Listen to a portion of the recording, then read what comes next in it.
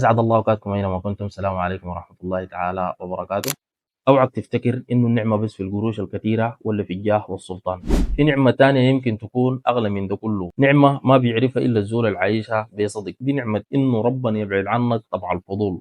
أيوه الفضول.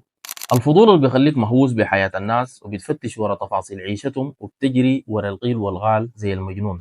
نعمة إنك ما تكون مهتم بالجديد عنهم، لا أسرارهم بتهمك ولا أخبارهم بتشغلك، قلبك نظيف وعقلك صافي وما عندك رغبة تعرف حاجة عن زول. فدي نعمة عظيمة والله، إنه كونه كل همك يكون كيف تخلي نفسك أرقى وأفضل كل يوم، كيف تطور من ذاتك، كيف تتعلم حاجة جديدة، وكيف تكون نسخة أحسن من نفسك. ركز مع حالك وخلي حال الناس لخالقه. ما بتشغل بالك بفلان قال شنو ولا علان عمل شنو.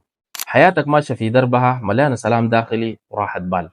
أما الزول الفضولي تلقاه دايما تعبان، شايل هموم الناس فوق همه، قلبه مليان غل وحسد وعينه ما بتشبع من مراقبة الخلق. لكن الزول البعيد عن الفضول ده مرتاح وسعيد وعايش حياته بسلام، ما عنده زمن لتفاهات. نعمة والله، نعمة كبيرة إنه تكون كل طاقتك موجهة لبناء ذاتك، لتحقيق أحلامك، لعيشة كريمة ونظيفة. فاحمد ربك يا صاحبي لو ربنا رزقك بالنعمة دي وحافظ عليها، لأنها مفتاح السعادة والرضا في الدنيا والآخرة. ودمتم في أمان الله وحفظه ورعايته، والسلام عليكم ورحمة الله تعالى وبركاته.